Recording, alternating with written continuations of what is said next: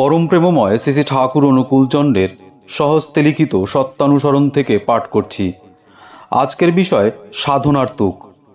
যদি সাধনায় উন্নতি করতে চাও আর সে উন্নতিকে সর্বতোমুখী করারই ইচ্ছা থাকে, তাহলে প্রথমেই নজর রেখো এমনতর অনুসন্ধিৎসার ভিতর দিয়ে সেবামুখর ইষ্ট যাজন যাতে তোমার সেবায় তোমার প্রতি পারিপার্শ্বিক তার প্রয়োজন পূরণে পুষ্টি লাভ করে, ইষ্টে উদ্বুদ্ধ হয়ে তাতে অটুটভাবে অনুরক্তি লাভ করে।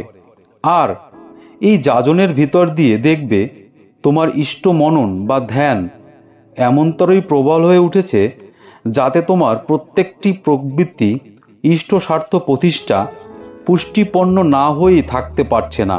এমনতরভাবেই ক্রমশই দেখতে পাবে তোমার প্রত্যেকটি বৃত্তি এবং প্রবৃত্তি প্রত্যেকটিকে কেমনতর সার্থক করে তুলেছে, আর সেগুলি অমনি করেই ইষ্টের প্রতি অনুরক্তি সূত্রেই যেন কেমন সুন্দরভাবে গ্রথিত হয়ে উঠেছে।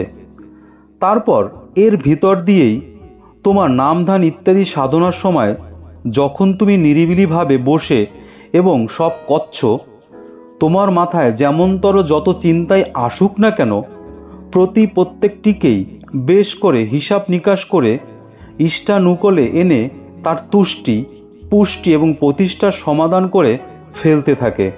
আর এই করে তোমার ধ্যান জপ ইত্যাদি যেই শেষ হয়ে এলো, অমনি সেগুলো যথাযথ যতদূর সম্ভব কর্মের ভিতর দিয়ে বাস্তব অভিব্যক্তি দিতে কিছুতেই ভুলে যেও না।